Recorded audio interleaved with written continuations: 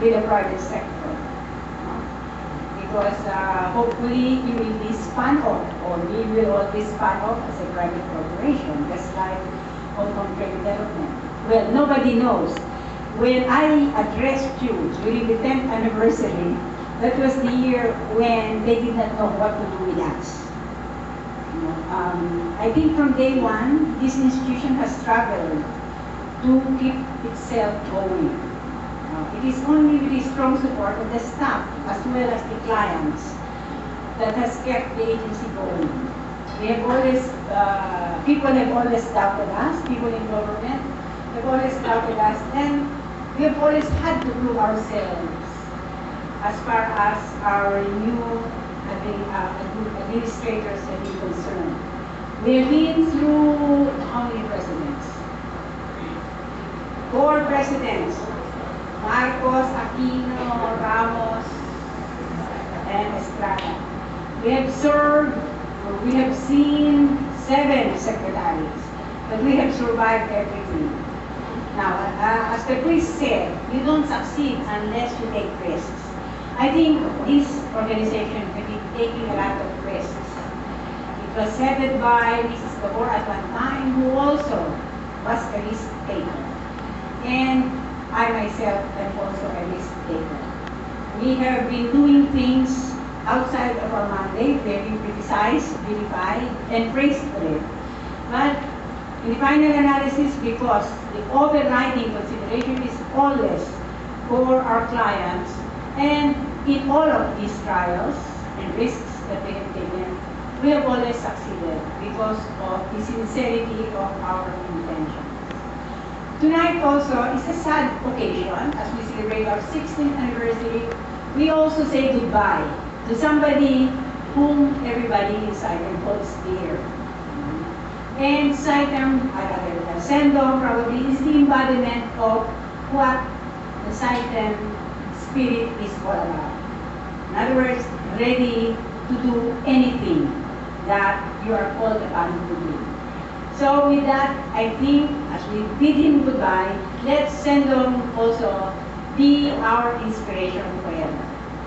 And I think it is more meaningful because the embodiment of SITEM comes not from the management staff, but from a lower one. To me, that is the most meaningful thing, and that is what we should celebrate tonight. Good night.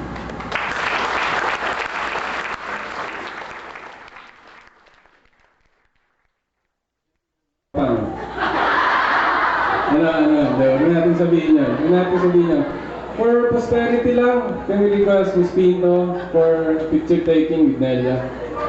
Thank you.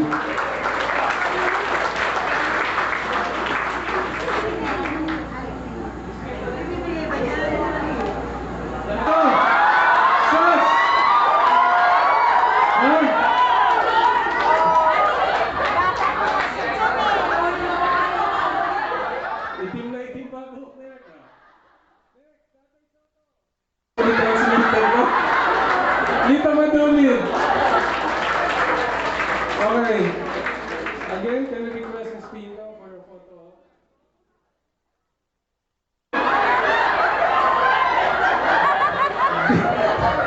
Si Pin pala, dito tinubuan ng buhok. Ang tagal na talaga. Next, Jimmy Sandoval. Yun pa ya. Next, Wayne Mendoza. Alright. Next, Gilbert Valiente. From here. Okay. Say 16. Side. So, can I call on Desi Lusorio to announce the winner?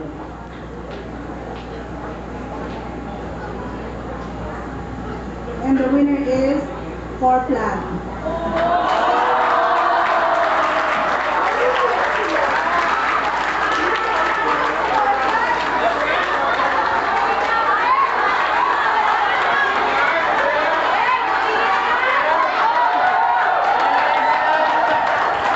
Pakita nga ang preba.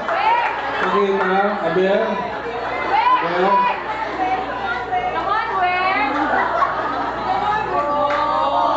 Ano? Jury? Okay ba? Come forward. Lahat ba sila?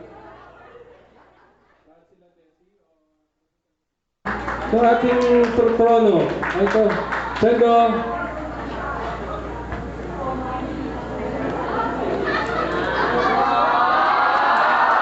Alright. Ayan. Okay. Sendo mo po ba? Sendo. Po.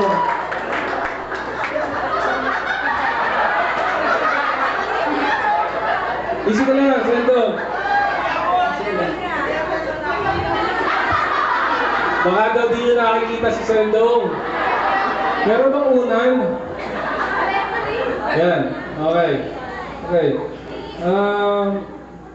We prepared, some people actually prepared some special numbers. To give us the opening number for this tribute to Sendong, can I call on the ever favorite, the ever dependable, Jenna?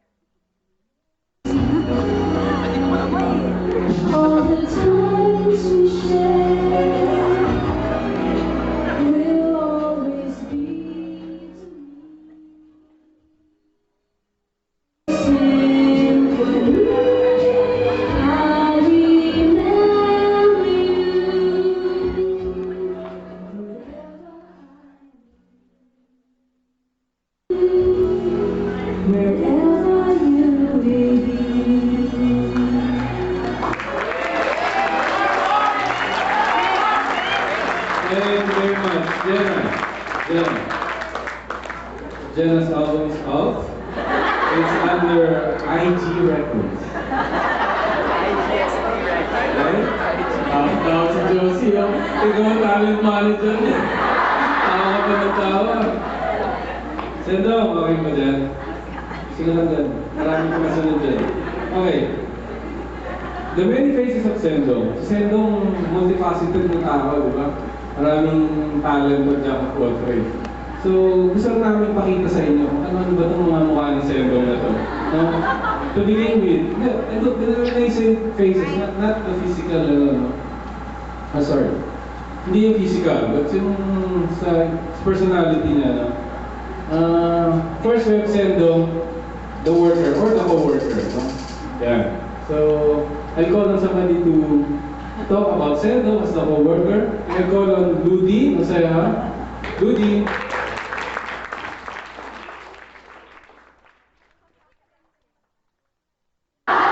Alam mo yan? Alam yan. Si Sendong, ang bakit si Sendong parang orphanage. Maraming inaampun niya si Sendong.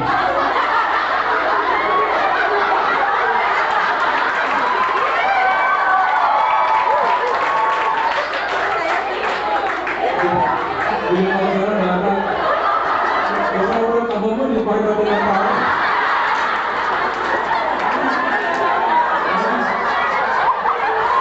Sabi ka nga tayo, ha? Isa ito sa mga ilang buwan ni Sendong.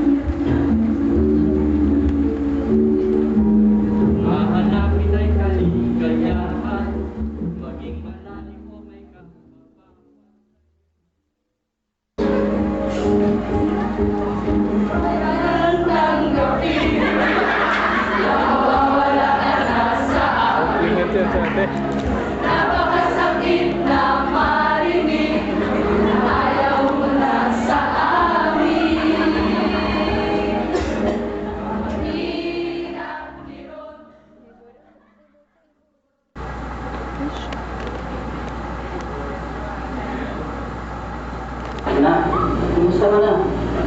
Kita ko, balday mo. Matulos na iyo. Ano ko? Baling naman na pala. Wala ka man yung asawa. Ano? Wait mo na sa akin. Dapat ngayon, hindi ka man asawa. Nakita na. Ikaw na din na.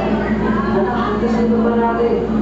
Kaya Mama Mary, malay mo, bigyan ka na ng 7 perida.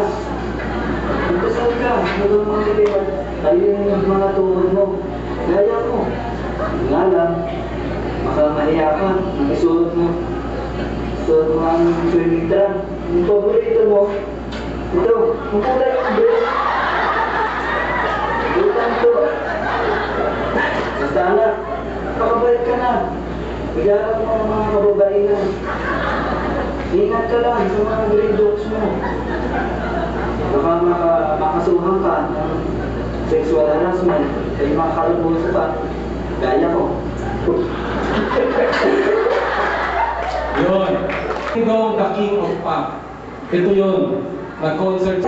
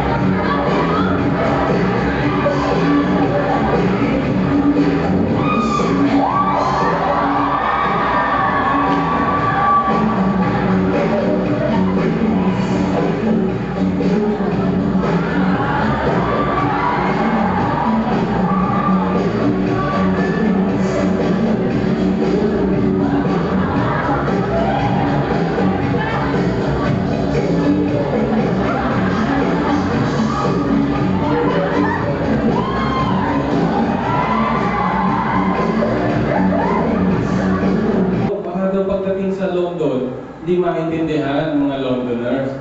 Ang sagot ni Sendong sa inyo, ito. Sorry na pala yung words. Okay, what can you say to your Filipino man?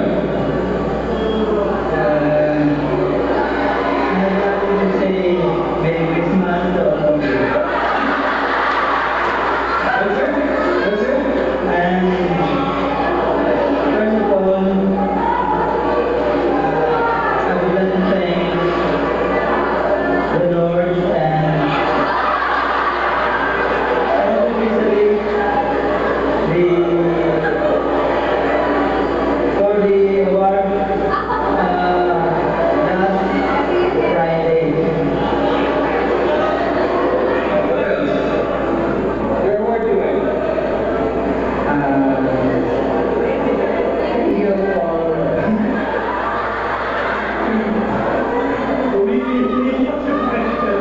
What's the concert? the concert. Thank you for Merry Christmas to all of you. Okay, thank you very much. Meron mong isang taong nakakakilala kay Sendo, inside and out. Palagay ko yung tao nito. Palagay ko nakita na si Sendo in his best, in his worst, good mood, in bad mood. Kasi yun ang madalas niyang kasama. No? So, can I call on no other than our beloved Executive Director, Ms. Pinto? Hindi siguro ako na nga yung nalulungkot, no? Pero kasalanan ko din kasi ako ang nagbigay kay Sendo. Ngunit nung bigay ko si Sendo, I only had one thing in mind, no? I wanted to reward him for his loyalty. No? And I knew that by giving him a chance to go to London, it would be a fulfillment of a lot of people's dreams.